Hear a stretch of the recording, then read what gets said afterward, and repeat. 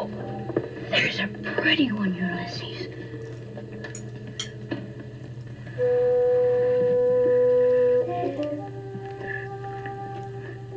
There it is. Hello BookTube, I'm Sean the Book Maniac. Welcome back to my channel. Here I am with another tag. This is the Booker Bingo tag, originated by Bob the Bookerer.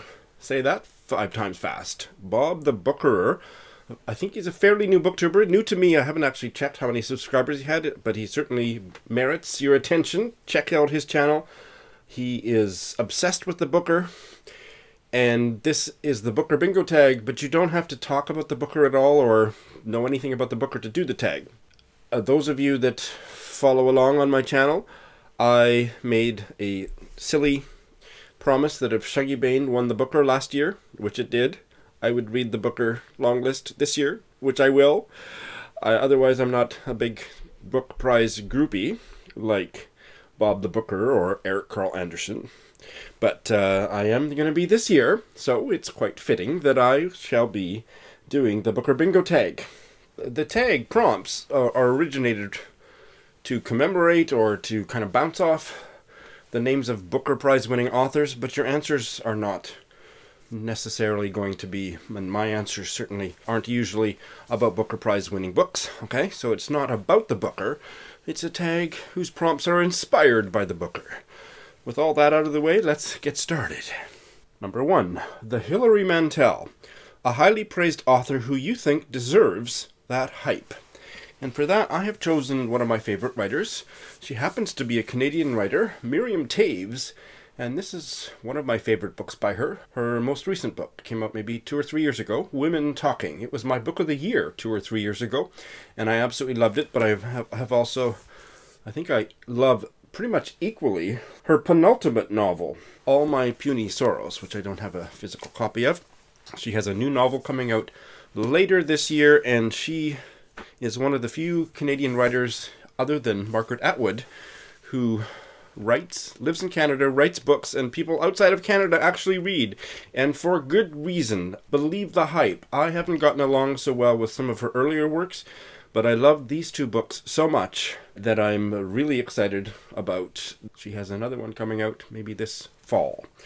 Miriam Toews. Note the spelling, note the pronunciation. Miriam Toews. Number 2, the Burl Bridesmaid. How do you pronounce her? It's in honor of Burl Bainbridge, a Booker author who you think is often overlooked and deserves a lot more praise and attention.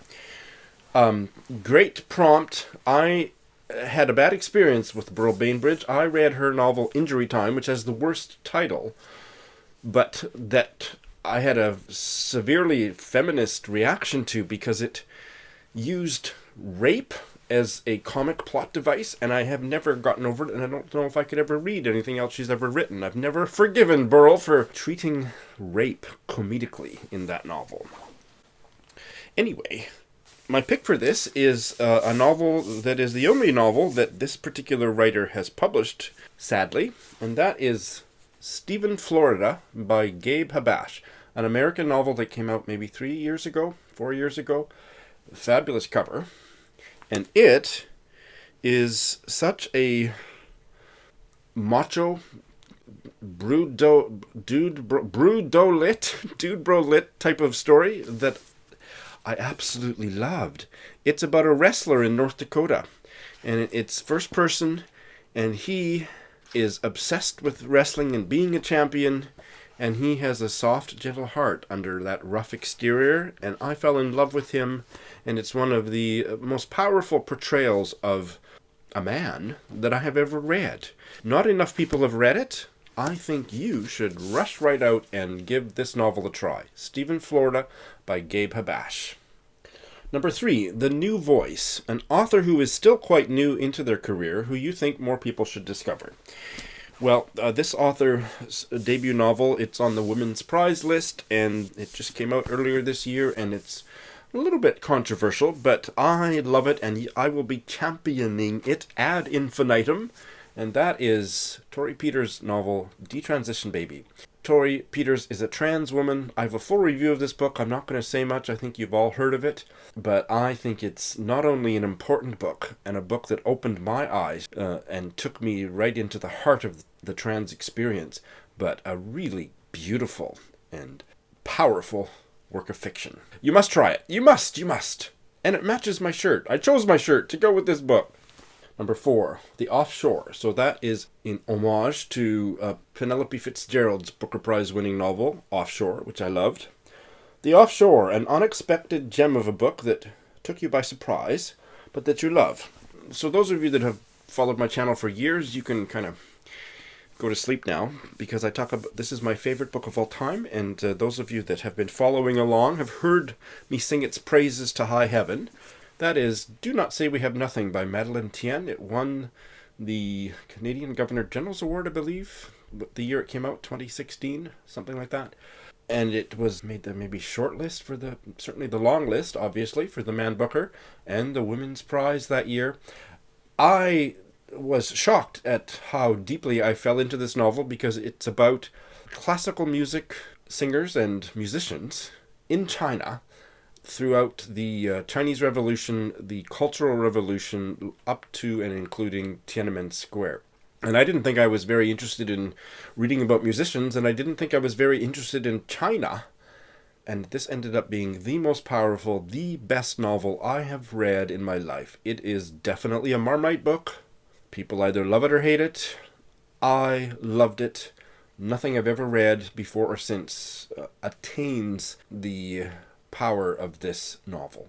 And I was shocked, because it was about something I didn't think I was interested in. Well, I sure the hell was interested in what Madeleine Tien had to say about these characters in this setting.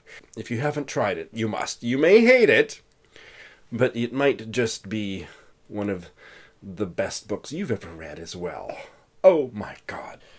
Number 5, The Pre-Booker, a book released before 1969. 1969 is when not only the Stonewall Uprisings happened, but the Booker Prize began. I don't know if there's any connection there that you think deserves all of the awards. So I have chosen Ngugi wa Thiong'o's debut novel, which was published in 1964, Weep Not Child. I believe he was going under the name James Ngugi at the time, but he is now known as Ngugi wa Thiong'o, and this is one of the best books about colonialism I've ever read. It's one of my all-time favorite African novels.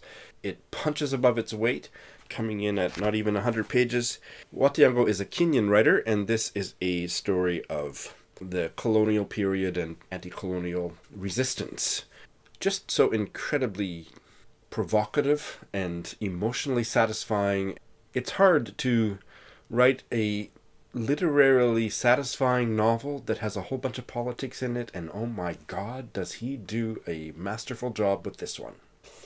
Number 6, The Iris Murdoch, an author who you want to check out more of, but you are intimidated by how many books they have written.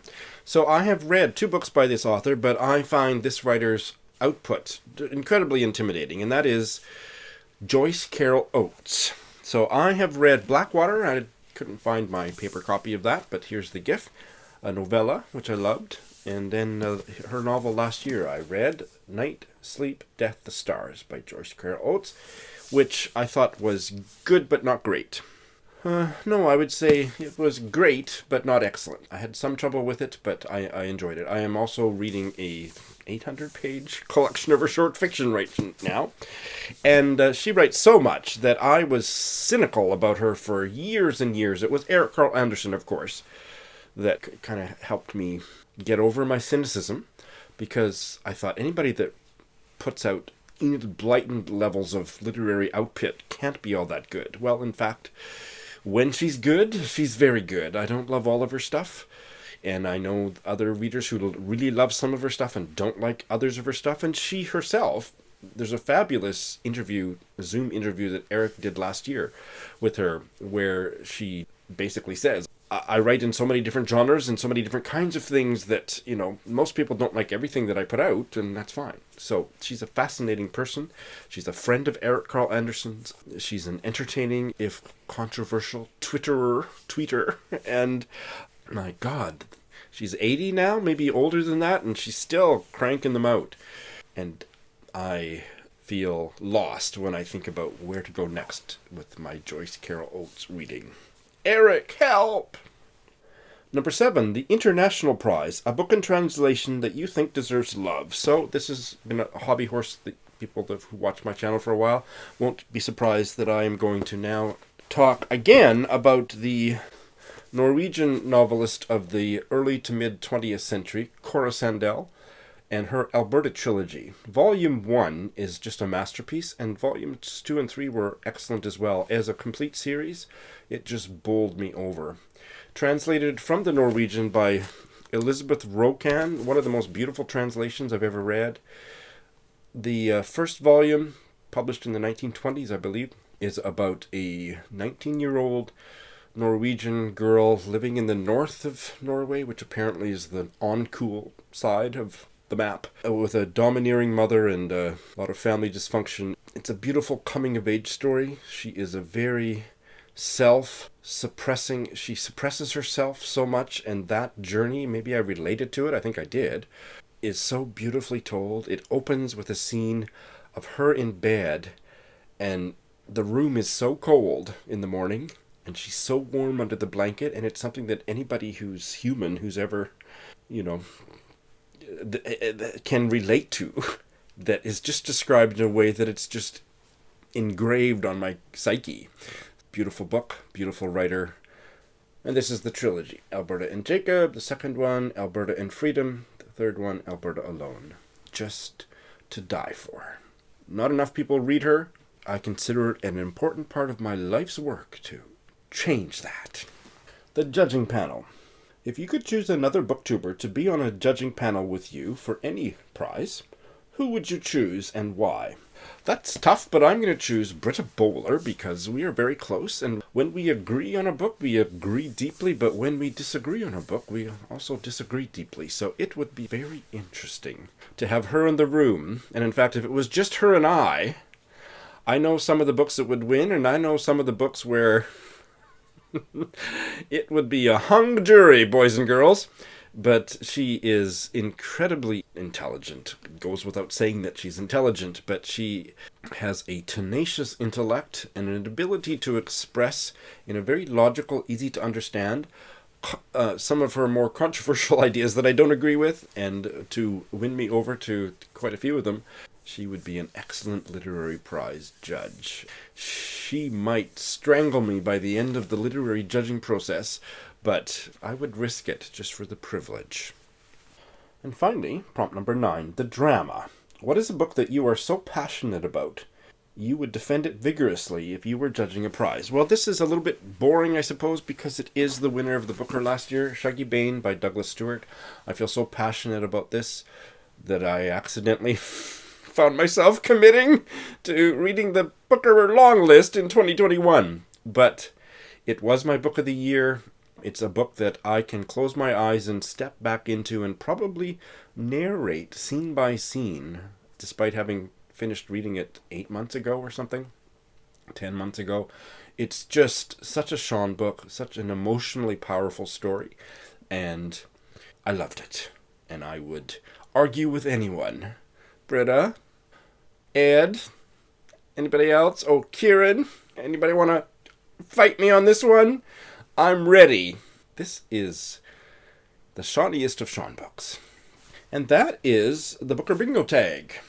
So I'm going to tag a bunch of people. So again, remember that you don't have to talk about Booker nominated books. It's nothing like that. But the prompts are more generic than that. Just inspired by Booker Prize winning books and authors. So I'm not going to tag half of BookTube like I have in the last few tags I've done, but I'm going to tag a short list and just insist that if this sounds like a tag you'd like to do, please do it, and you can say that I tagged you. My shorter list is as follows: Britta Bowler, Steve Donahue, Greg of Supposedly Fun, Brian of Bookish, Nellen Scott of Gunpowder Fiction and Plot, Roz of Scallydanding About the Books, Daniel of Guilty Feet, Marilyn Maya Mendoza, Jer of Drawn to Stories, Ziggy Willpower. Ziggy has disappeared for a while. I hope Ziggy Comes Back, Coffee and Copyrights, Books and Key, Stephanie of Time to Read,